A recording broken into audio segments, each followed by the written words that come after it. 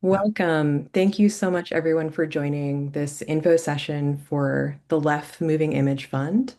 This is an info session for the 2026 Winter Spring opportunity that we offer for production and post-production grants for feature documentaries made by New England filmmakers.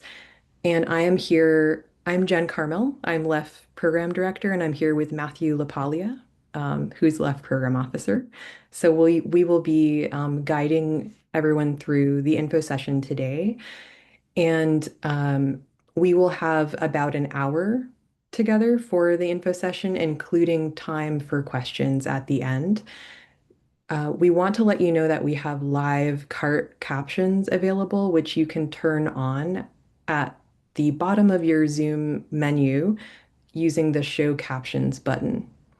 And you have noticed that the info session is also being recorded. We are going to share this recording on our website afterwards and also share the recording with anyone who was registered to attend. So hopefully that means you can sort of sit back and listen and make a note of any questions that you have.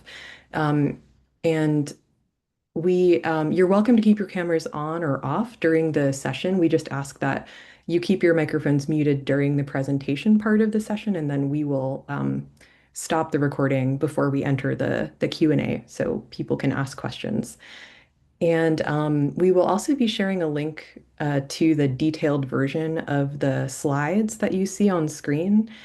So again, no need to worry about writing everything down that you see on screen. You'll have that information later.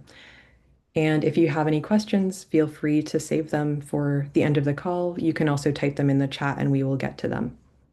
So great. I think now I will move on to talking about what LEF and what the LEF Moving Image Fund is.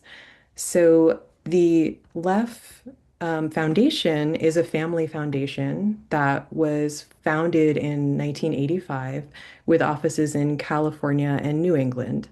Through the LEF Moving Image Fund grant program, the LEF New England office supports the creation of new work by independent documentary filmmakers who are living in the region and also wants to broaden recognition of their work both locally and nationally. And since 2001, LEF has offered over $5.5 million in funding and nearly 500 grants to filmmakers through the Moving Image Fund.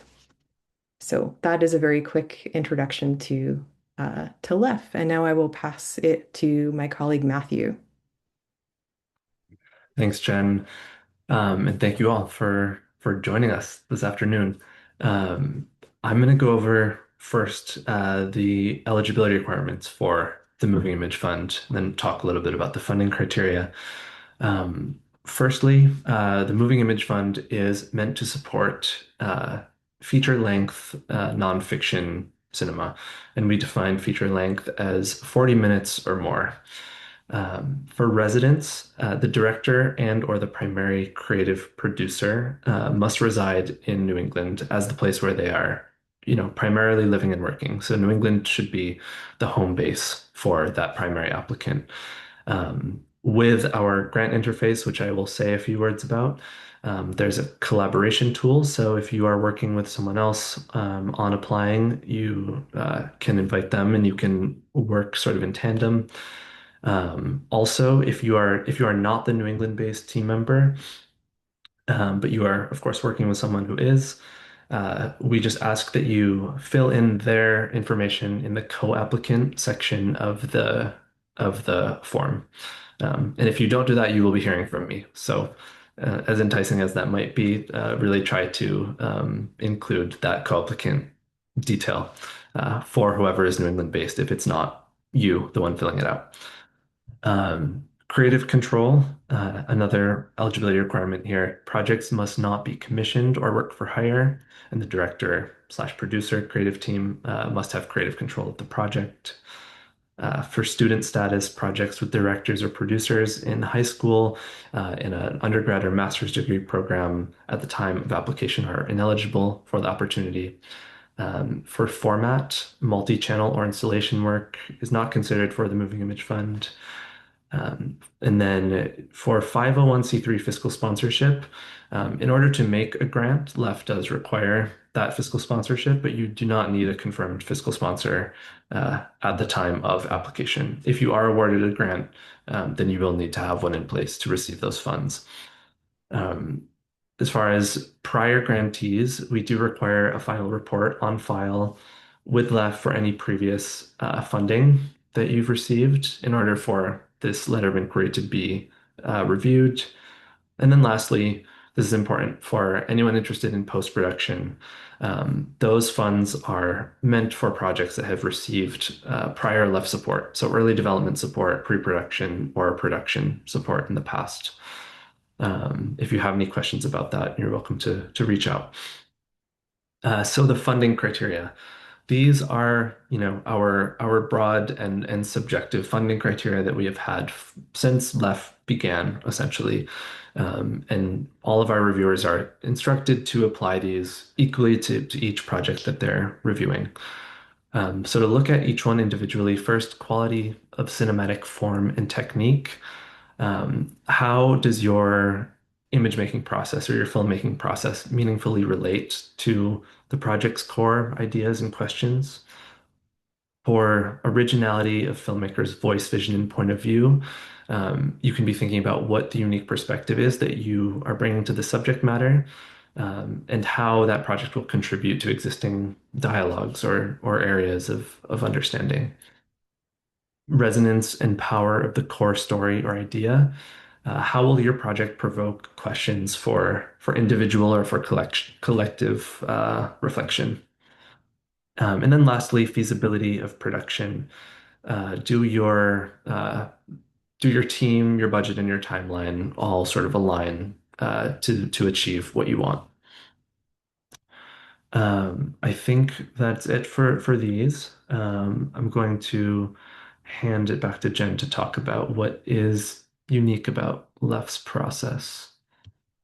Actually, I'm not. I'm gonna I'm gonna talk a little bit more to you. Um, so what is a good fit and what is not a good fit for the Moving Image Fund?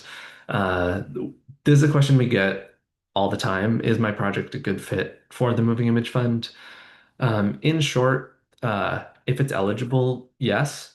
Um, but while LEF is open to a very broad amount of subject matters, styles, approaches, modes to filmmaking, there certainly are types of films that tend to more strongly align with the funding criteria.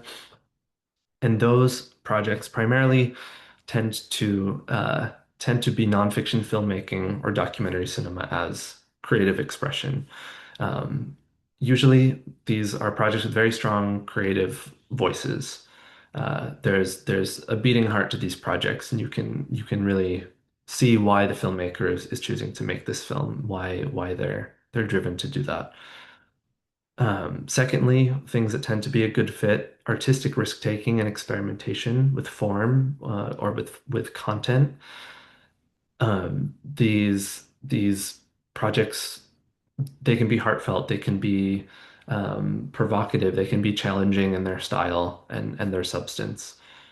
Um, Also, any topic, subject matter, anywhere broad, personal, so large in scope, very small and intimate in scope. As a regional funder, we love New England-based stories, but we are open to projects about or based anywhere.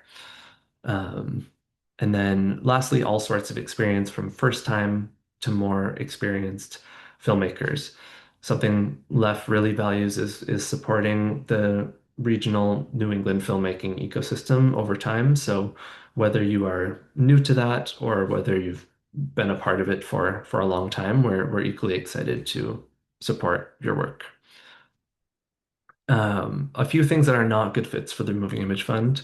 Obviously, projects and filmmakers that don't meet the eligibility requirements is one, and proposals that don't demonstrate how the project aligns with the funding criteria is certainly another. Also, branded projects, work for hire projects on behalf of companies or organizations, are not good fits for this opportunity. And then lastly, projects that use film and video as documentation and not as cinema. So oral history documentation, performance documentation, things like that, are not really what this opportunity is built for. Now, as promised, I'm going to hand it back over to Jen. Thank you so much, Matthew. I'm going to just share a little bit about a few aspects of LEF's process that are unique.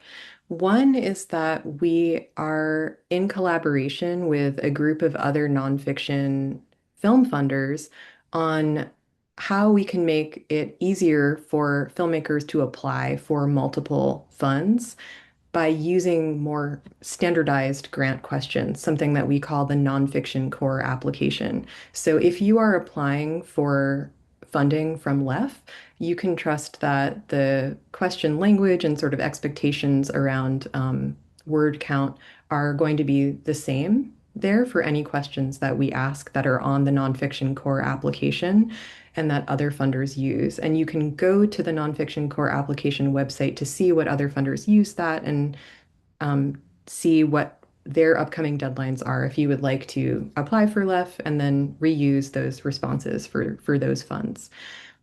Something else that is unique for LEF, because we are a regional funder, that means that even though we have a smaller team, we're also receiving a smaller volume of applications, which means that we have a greater capacity to actually field questions ahead of time and to answer questions afterwards, primarily providing the peer review feedback afterwards to any applicant who requests it.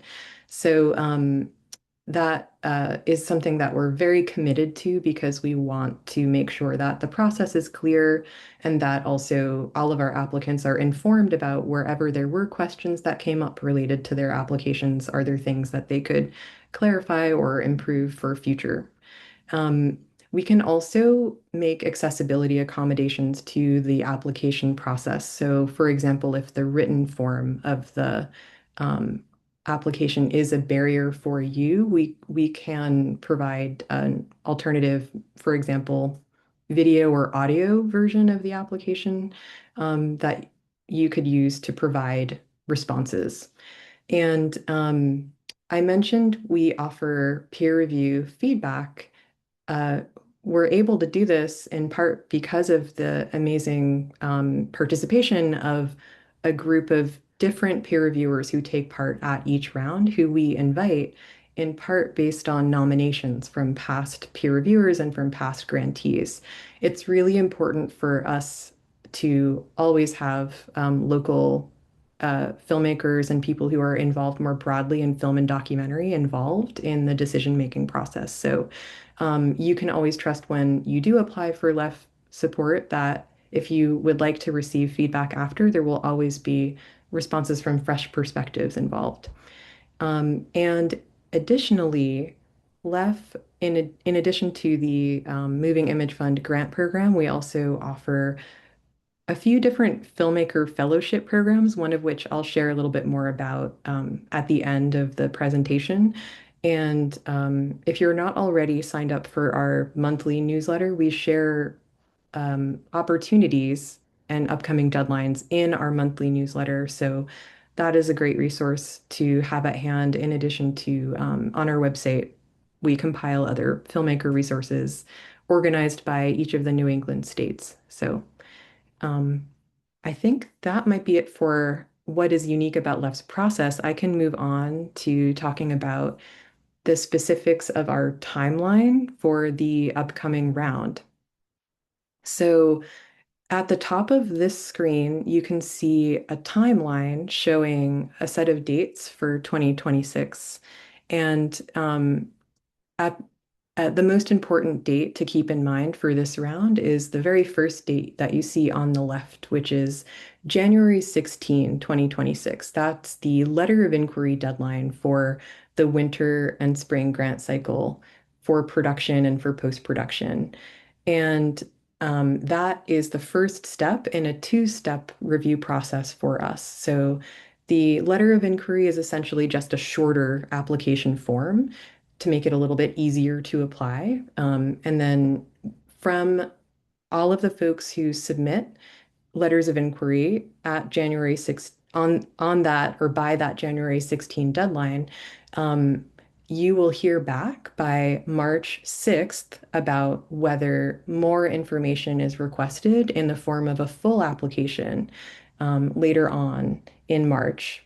So that's a good sort of date to keep in mind on your calendar that notifications will be sent to all letter of inquiry applicants by March 6th. And if a project is invited to share more information in the form of a full application, that deadline for full applications will be March 30th, 2026.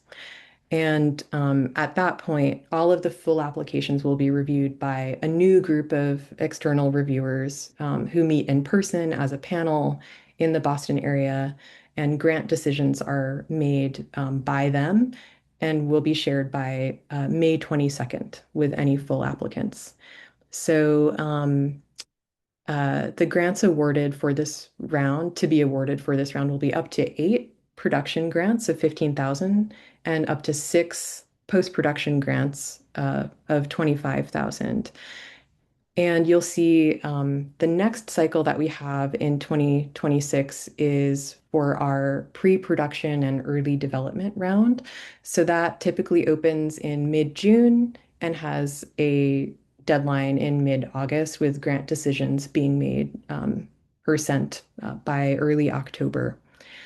Um, and maybe one note that I want to share about the timeline that's important to keep in mind is as you're preparing a proposal to request funds from LEF, any funds that you're requesting should be for activities that happen after the grant decision date, because LEF cannot fund retroactively for things that have already happened in the past. So if you're going to apply for production, for example, making sure that whatever activities you're applying for are happening in May 2026 or later.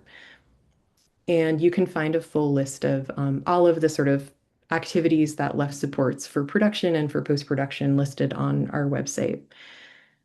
Um, I think that might be it, and I think I can pass it to Matthew. Thank you. So, Left's grant making interface, we had been using Submittable to accept applications up until last year. So that was the first year we switched over to this new grant interface hosted by Foundant, and it seems to have gone very well. So we're keeping that ball rolling this year. What makes this interface great is that you can apply for funding, you can view your past applications or your previous grant support, and you can complete final reports all in this one place. There are instructions on the how to apply page of our website that will guide you through setting up an account if you haven't done so already. Um, and if you are a prior grantee, your information is already in that system associated with your grant. So to access your existing account, you can just follow the forgot your password prompts. Um, we'll move on here into I guess the meat of this info session, which are the application forms themselves. And Jen mentioned already, this is a two-step process for these production and these post-production grants, which begin with this letter of inquiry, which, again, as Jen mentioned, is designed to make it easier to apply for this opportunity. Obviously, we receive far more inquiries than LEF has the means to support. And so, in theory, with this letter of inquiry, we are taking some of the work off of your plate of completing a full application. Um, so the difference between those two forms, the letter of inquiry with that January 16th deadline, and then the full application, which comes after in the spring, the both ask for this general information up top, applicant contact, project title, things like that. And then that's followed by these longer answer questions and uploads in the form. You can see in this list Anything in bold is what appears on the letter of inquiry, so it is much slimmer than the full application. And I'm going to go through each one, each question here on this list, spend a little time there. First up is the log line, which does appear in the letter of inquiry form. And this is a brief summary of your project, up to 50 words. Um, this is what your project is about. This is the introduction to anyone looking at this letter of inquiry to what this film is. So, bringing up your primary participants, your primary questions, or even formal considerations that are important can be really helpful in that log line for sort of setting up the film. Film summary, which is only part of the full application, is a chance to expand upon all of that. This is the introduction to the story arcs in your film, or the primary questions and ideas that are guiding it. Artistic approach. This is the creative vision for your project. And what's really important for this question is to articulate those specific visual and audio elements that you plan to utilize to fulfill that vision. Um, like the log line is what the film is about. This is what it's like to watch your film, or how you anticipate it to be to watch that film. Oh, jumped ahead there.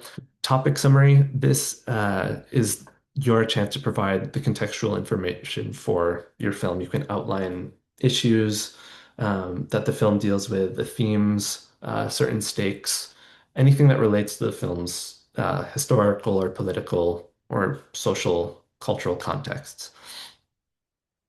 Connection and point of view. This is an opportunity to talk about your connection to the material and the unique perspective that you're bringing as the one making this film. Accountability and community care.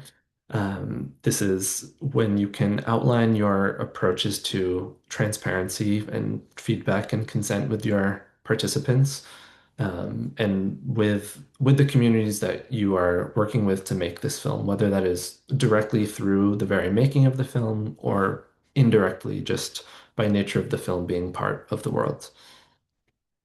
Safety and security, this is an optional question, but if it's relevant to your project, how are you keeping your film participants, your film making team, the communities on or off screen, how are you keeping them safe physically, um, mentally, materially, from development of this project all the way through to distribution?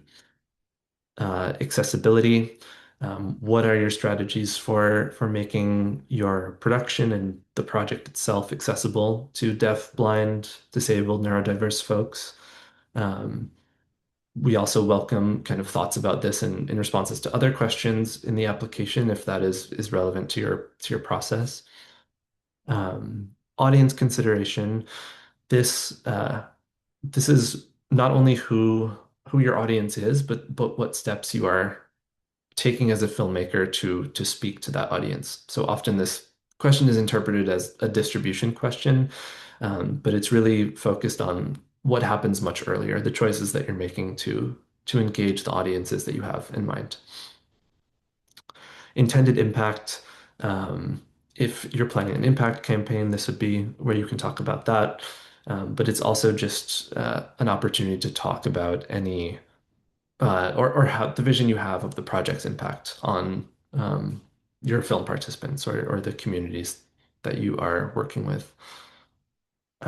Key creative personnel, a chance to share more about the filmmaking team in the letter of inquiry. This is just asking for director bios and producer bios. You're welcome to sort of copy and paste those from your website or from the website of an organization or institution that you're affiliated with. But you also have the opportunity to expand on those bios and say a little bit about how your experience is relevant to the project that you're working on. That can be a really helpful piece for reviewers to know who's behind the camera for this project. Project stage and timeline, that's another question that appears on the letter of inquiry as well as the full application. And this is just asking about the current status of your project, as well as your path to completion. So moving over to the right here, there's a financial information section. For the full application, there's this question called funding detail. This is interested in the amount of funding that you've received, as well as funding you plan to apply for, or funding that you have applied for, or is maybe in process. Um, Grant impact. How will a moving image fund grant further your project? And then lastly, budget. For the full application, we require a full line item budget, but for the LOI form, it's just a summary budget, which includes your best estimates. And Jen will talk a little bit more about that in a moment. Work sample information, I will go over in more detail soon, but want to draw attention to this work sample description section that I will go over. Um, Overall, though, this is where you'll be sharing the link to your current work sample for the project that you are working on and applying to LEF with. Next is this generative AI statement. This is new this year, and it's sort of in collab or in coordination, at least, with the recent additions to the nonfiction core app that Jen mentioned. And this is really an invitation for anyone who is currently utilizing generative AI or considering using it to think creatively about those technologies and also think ethically about how they're being implemented. Um, it's not a gotcha question. It really is a chance to share more about a piece that might or might not be part of your creative process.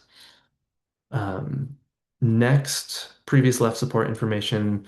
This is asking about any previous left support, whether that's grant funding or one of our affiliated fellowship opportunities.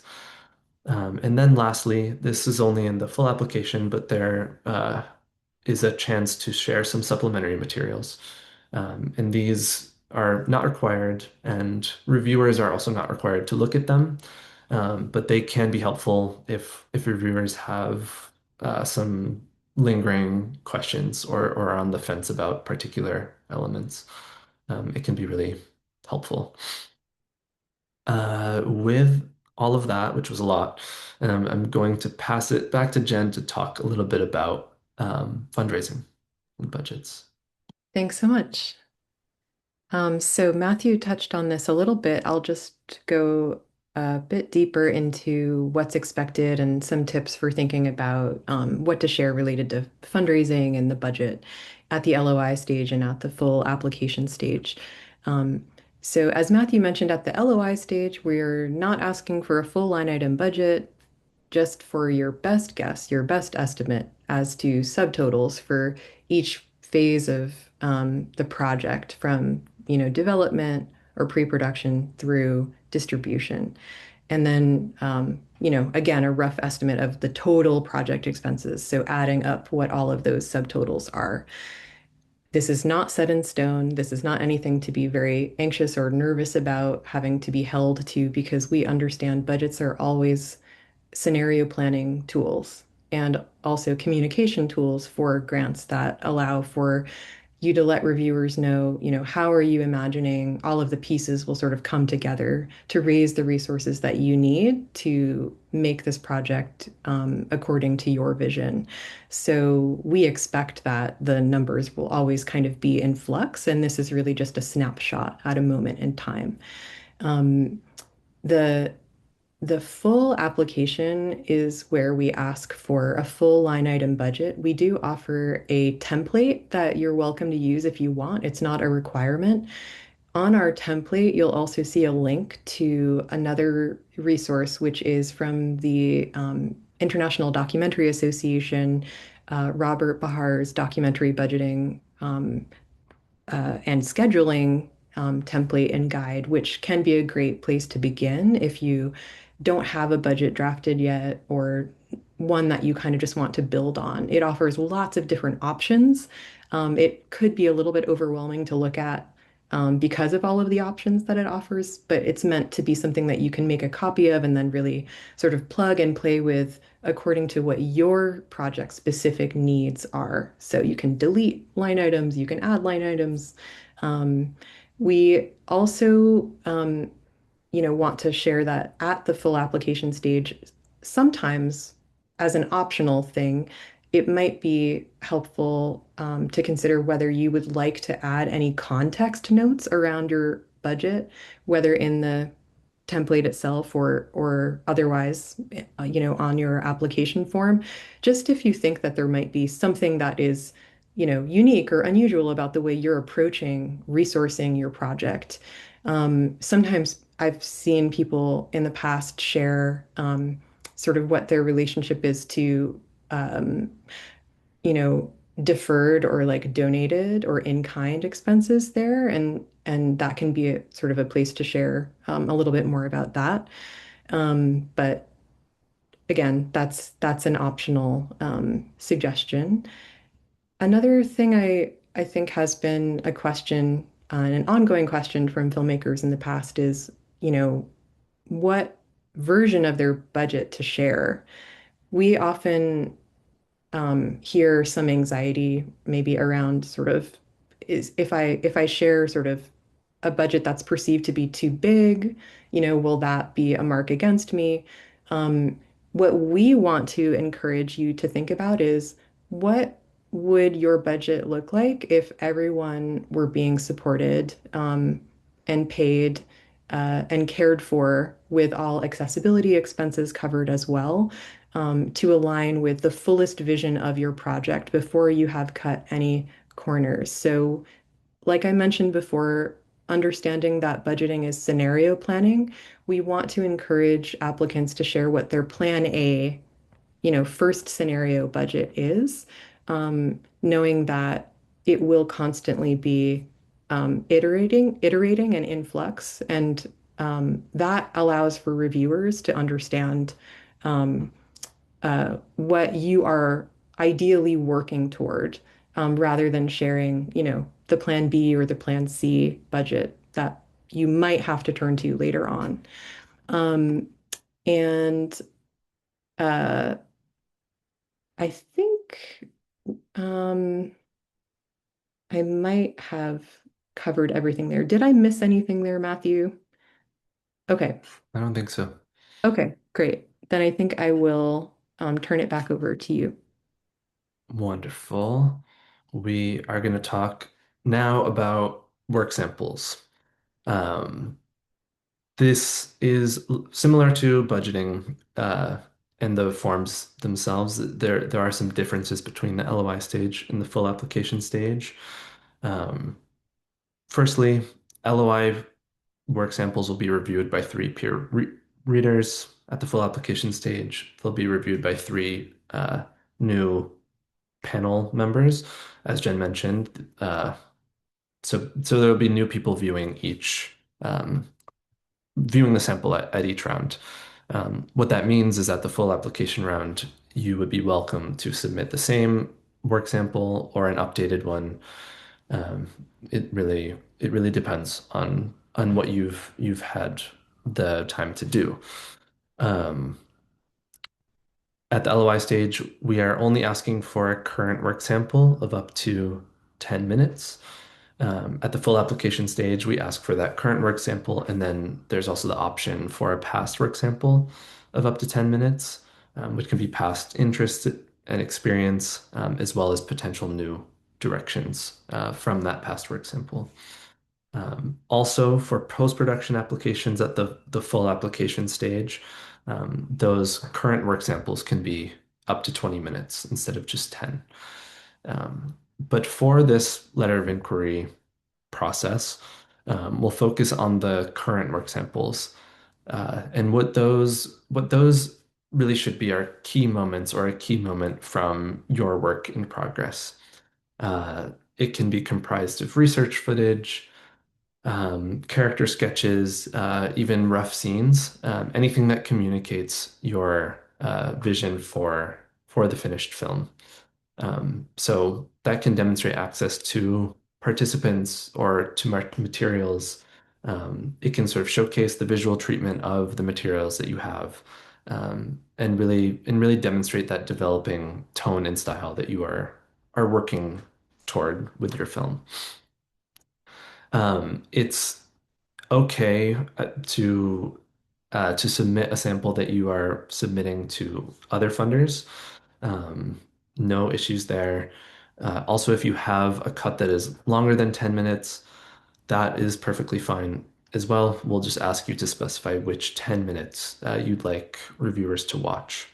Um, it's also okay if these samples are constructed entirely from archival materials, especially if that is a texture or a format that you are working with primarily in this project, and you can demonstrate kind of that editing approach that will be part of the form's artistic goals and its content as well. I mentioned this a couple slides ago. The work sample description section of the application or of the LOI form uh, is a question that really gets underutilized. We've found a lot of people treat it as a kind of regurgitation of what is in the sample, and we find that that is not the most useful way to use this question. Where it's especially valuable is as an opportunity to introduce reviewers um, to what you're showing them, sort of contextualizing it uh, within the larger film, within the ideas of the film. It's an opportunity to share not just what you've chosen to present, but why you've chosen that specifically to present reviewers with. Um, this kind of brings me into this last bit here, things to avoid in the current work samples. The first thing on that list is fundraising trailers. Um, it's totally fine if you want to include a trailer sort of at the start of your work sample to maybe set the set the scene for the film. But we do find that it is samples that allow for reviewers to kind of experience the depth of a moment in the film that are the strongest in this case. Uh, Second, crowdfunding pitch videos, very similar. Often these are not really demonstrating what it's like to watch the film. We really want reviewers to uh, feel like they've just watched 10 minutes of your film and not 10 minutes summarizing your film. And then lastly, slideshows of film stills. This tends not to be the most competitive work sample. I think that is all for work samples. Jen, did I brush over anything there? I just wanted to emphasize something else that has been underutilized or maybe not always understood is it's totally okay to submit a sample link that is longer than the 10 Mhm, minutes or 20 minutes as long as you're prioritizing the 10 minutes that you want reviewers to definitely watch. And mhm, you can be very strategic about how you're framing what the rest of the link what is shared in the rest of the link that they may or may not have time to watch. And mhm, sharing in your work sample description, here's what I'm prioritizing for you to watch. Here's what else is available in the link should you have time and be curious. That can actually just in and of itself be very helpful in answering some questions that reviewers might have about how the film is developing or what else you're planning on doing. mhm. Yes, thank you. There's no real advantage or disadvantage to cutting down to 10 minutes, but reviewers will only be asked to watch whatever 10 minutes you specify. Sometimes they'll watch more if they are curious or feel that they need to see more. But um, with the amount of LOIs that we're asking reviewers to look at, they are often economical with their time, rightly so. So um, yes, thank you. I'm gonna actually hand it back to you, Jen, to Okay. share some other recommendations. Okay, great. Thank you.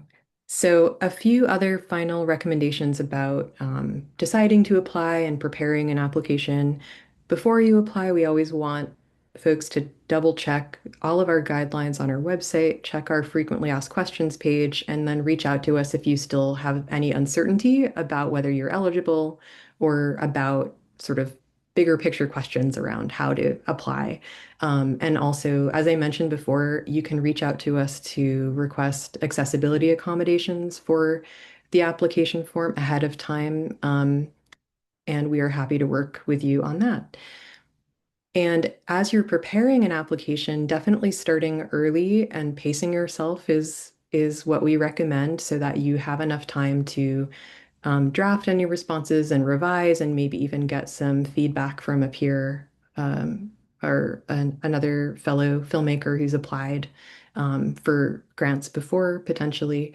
In terms of the tone to take, just being yourself, being direct to the point is fine. Um, One thing we like folks to think about is how the written proposal and the sample together strategically can be complementary.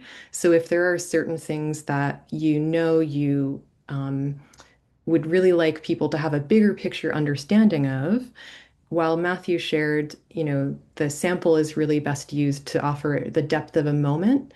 Um, Really take the pressure off of oneself to offer, a lot of other bigger picture um, the sort of breadth of a project in your sample, because that can often end up feeling crowded and actually take away from the experience of that moment.